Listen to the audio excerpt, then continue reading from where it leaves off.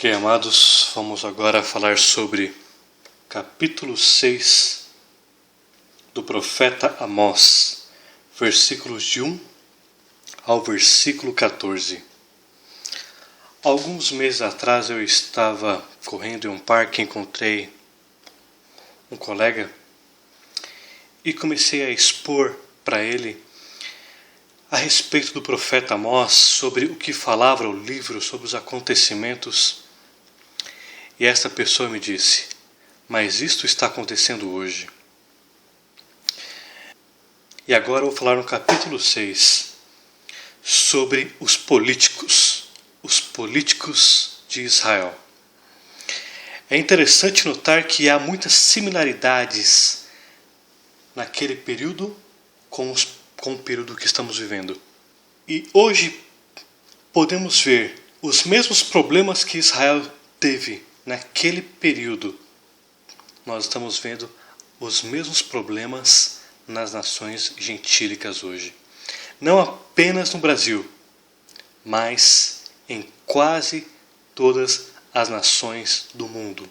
Umas menos que as outras e outras mais que as outras. Versículo 1 do capítulo 6 de Amós.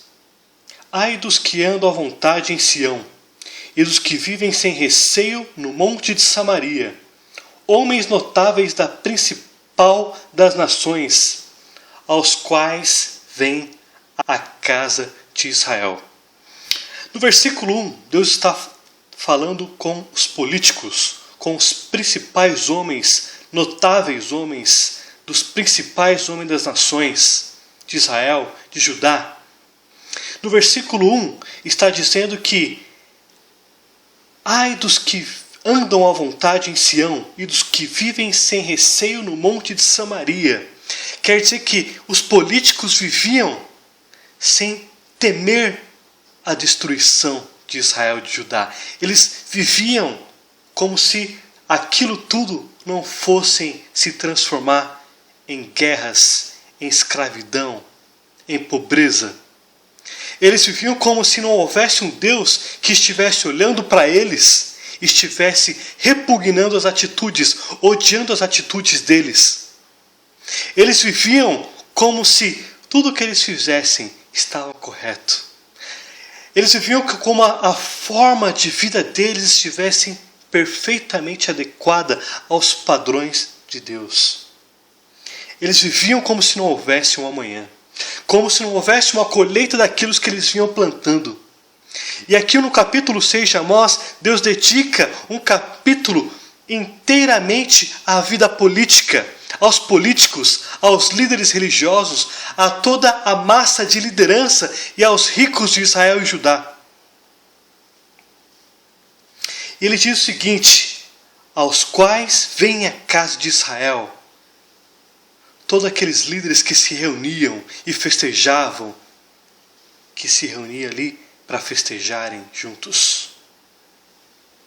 Versículo 2: passai a Caune e vede, e dali ide a grande Amate, depois descei a Gate dos filisteus. Sois melhores que estes reinos? Ou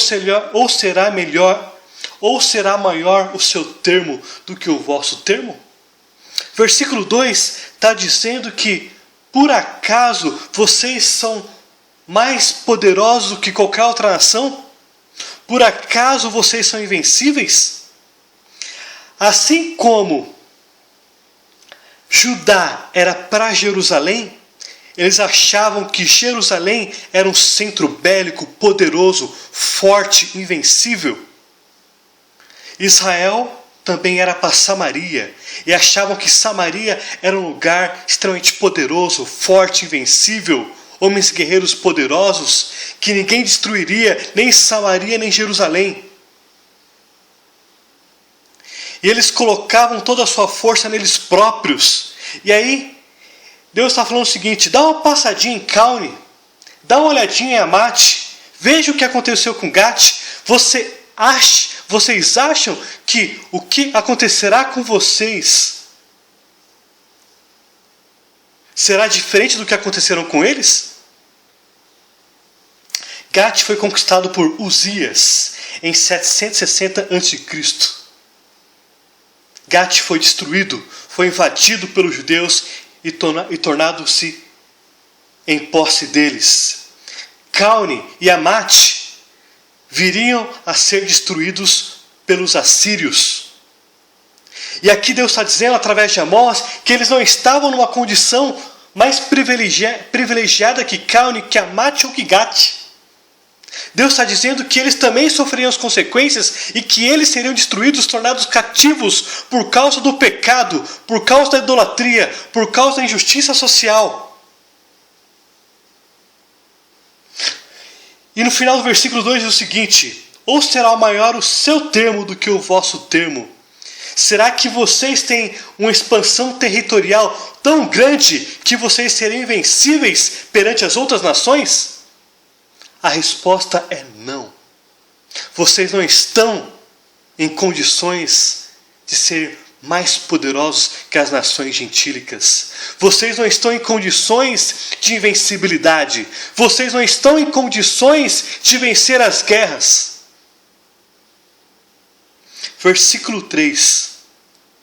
Vós que imaginais estar longe o dia mau e fazeis chegar o trono da violência. Aqui está falando sobre procrastinação.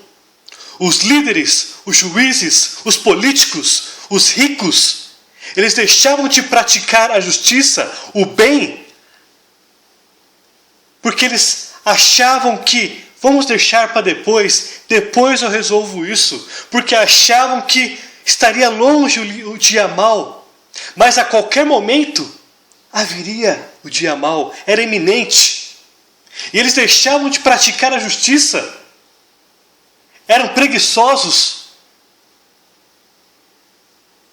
e ainda praticavam a violência como forma de prosperidade para expandir suas riquezas. Extorquiam, praticavam corrupção, idolatria. A violência era a prática comum dos líderes, dos religiosos, dos ricos, dos políticos. E aqui diz: vós que imaginais, vocês estão deixando para depois o que se pode fazer agora. Versículo 4.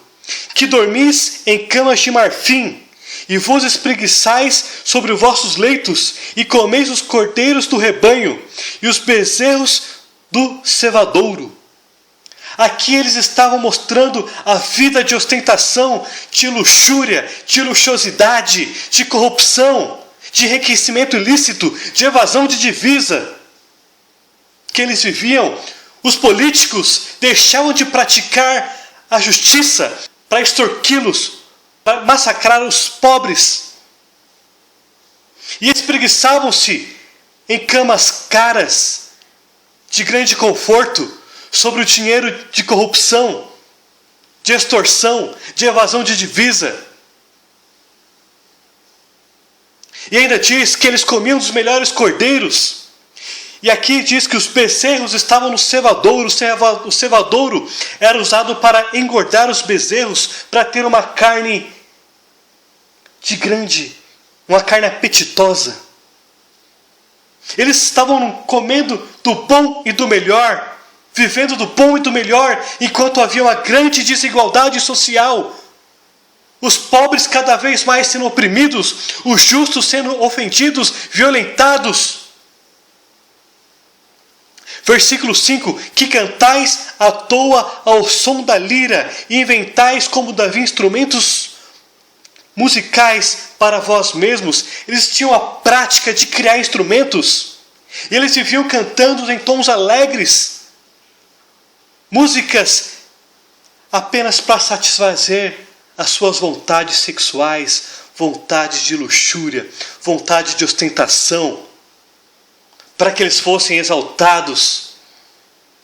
Eles inventavam instrumentos, assim como Davi, eles tinham habilidades, e essas habilidades eram apenas para exaltar os próprios corações dele e desprezar a lei do Senhor, a justiça do Senhor. E aqui fala que é o som da lira. A lira é um tipo de harpa de 10 cordas. Versículo 6, que bebeis vinhos em taças e vos ungis com os mais excelente óleo, mas não vos afligir com a ruína de José. Versículo 6, aqui agora eles têm os melhores vinhos em melhores taças, e aqui eles usam óleo para ungir o corpo deles, para se proteger contra o sol, para amaciar a pele, deixar a pele hidratada com óleos aromáticos. Enquanto eles não se preocupavam com a repreensão e com a exortação do profeta Amós, que estava prevendo a ruína de José, que eram da tribo de grande massa territorial. Eles não se preocupavam com a ruína, não se preocupavam com a destruição de Israel e de Judá, mas eles estavam preocupados em beber os melhores vinhos nas melhores taças e ungir-se com os melhores óleos aromáticos. Versículo 7. Portanto, agora ireis em cativeiro entre os primeiros que forem levados cativos, e cessarão aos pândegas dos espreguiçadores. No versículo 7 está dizendo que os políticos, os ricos, os líderes seriam agora os primeiros a serem levados como escravos para a Síria. E aqui se cessaria os espreguiçadores, preguiçosos, caluniadores e depravados líderes.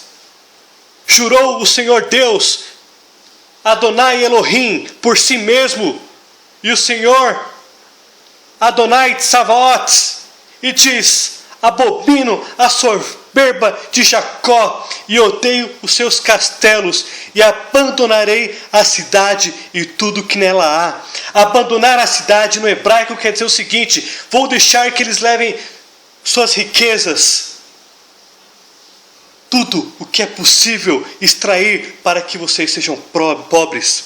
Vou deixar que eles extraiam seus tesouros, seus ouros, suas pratas, suas riquezas, suas mulheres. Abomina a soberba, contexto hebraico quer dizer o seguinte: eu odeio a vanglória que vocês têm, que vocês acham que vocês são poderosos, que vocês acham que vocês têm as melhores e grandes cidades e palácios. Abomino a forma como vocês vivem. Eu odeio seus castelos onde há depravação, vanglória, soberba. Vou deixar que tudo seja saqueado, porque eu odeio o que vocês fazem. Se numa casa ficarem 10 homens, também esses morrerão. Versículo 9 diz o seguinte: aqueles que sobreviverem a uma guerra com os assírios vão morrer por pragas, por pestes, por doenças. A grande aflição em Israel e Judá por causa dos vossos pecados. Se numa casa 10 homens viverem e não se arrependerem, morrerão de doenças. Versículo 10. Se porém o parente chegar, o qual os que há de queimar, toma os cadáveres para os levar para fora de casa, e diz ao que estiver no seu mais interior: haverá outro contigo? E este responder: não há. Então diga: cala-te, e não menciones o nome do Senhor. A prática de colocar fogo sobre os corpos, ou incinerar os corpos, não era uma prática comum entre os judeus. Mas na lei de Moisés era usado para uma prática quando era cometido pecado, que era chamado de abominações. Um pecado onde Deus mandava que queimasse a pessoa. Era, por exemplo, quando uma pessoa fazia relação sexual com um animal. Nesses casos Deus falava: é abominação, queime a pessoa. Então aqui nós podemos entender que as pessoas que desonraram, que praticaram abominações contra Deus, que agora era Israel, elas seriam queimadas porque envergonharam o nome do Senhor. E aqui diz o seguinte, que Israel, Judá estavam rodeados pelo povo assírio, pelo exército assírio, e eles não poderiam retirar os corpos agora e colocar para fora para ser enterrados. Então eram todos os corpos que eles teriam que agora queimar os corpos dentro da própria cidade. Então isso era um sinal de abominação que eles praticaram com Deus. E era também um sinal de grandes mortes que teriam na cidade, que teria que se queimar para que a doença não se espalhasse. E também era um terceiro sinal, que eles não poderiam mais sair de Jerusalém, de Judá, porque eles seriam mortos fora, porque eles estavam cercados pelos inimigos. E aqui diz o seguinte: há outra pessoa dentro da sua casa morta.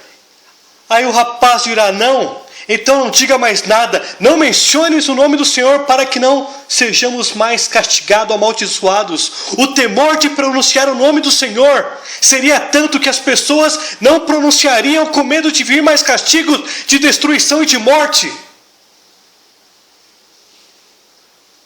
Versículo 11: pois eis que o Senhor ordena, e será destroçada em ruínas a casa grande, a pequena, feita em pedaços.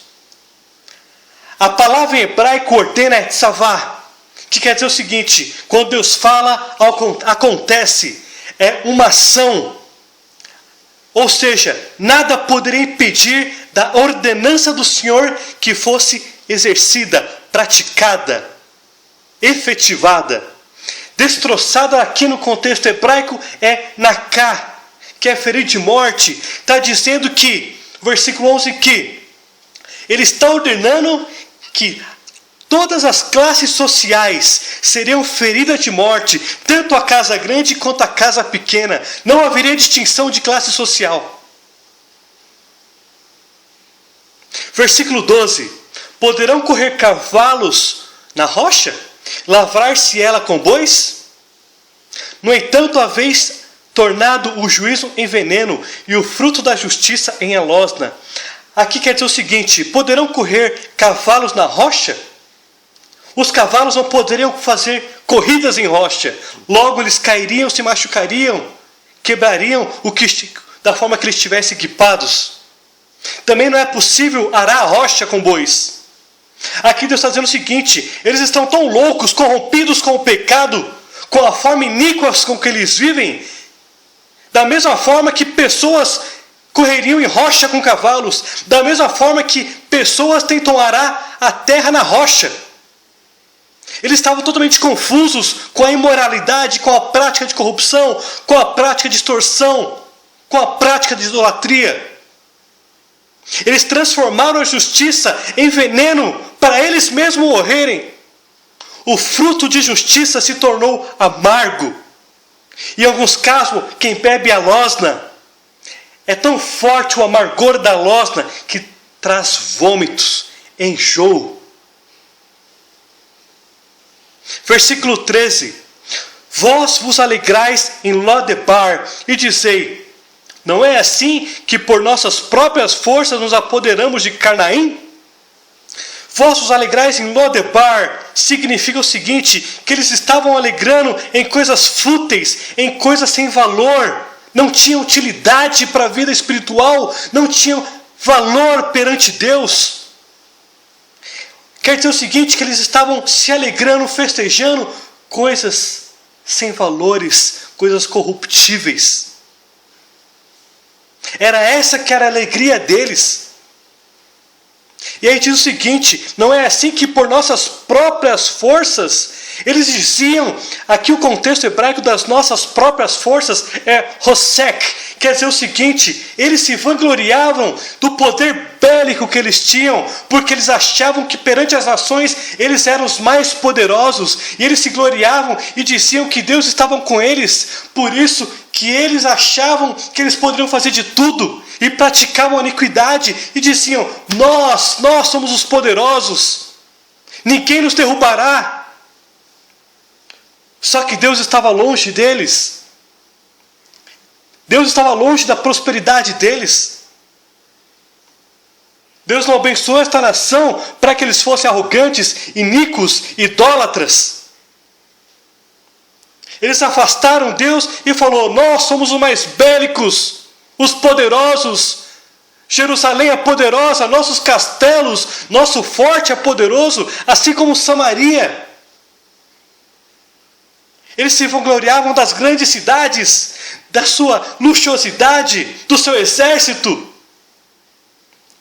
E aqui não é assim porque nós próprios nos apoderamos de Carnaim.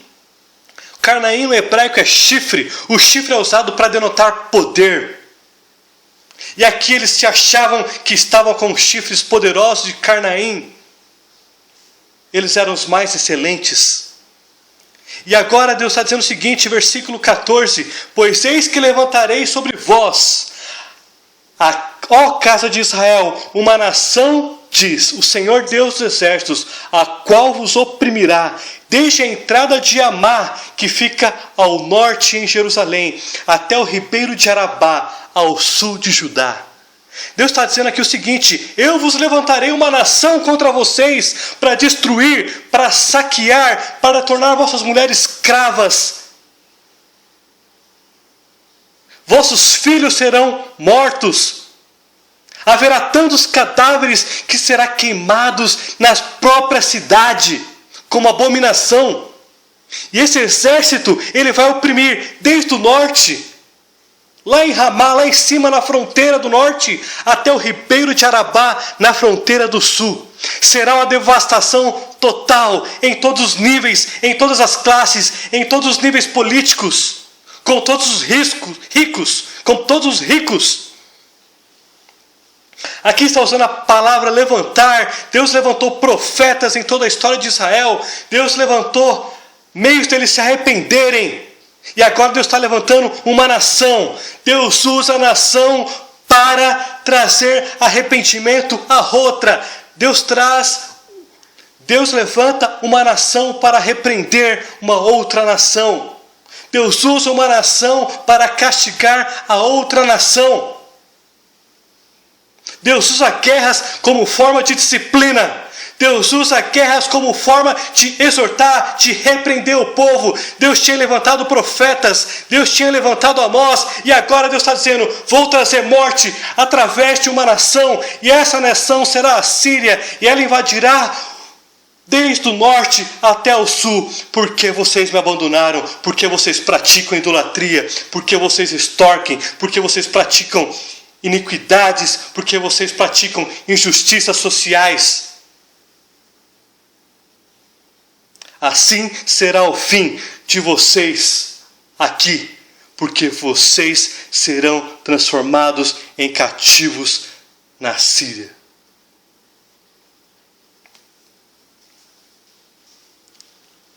Que Deus seja louvado. Baruch atah Adonai Eloheinu. Bendito seja nosso Senhor Deus.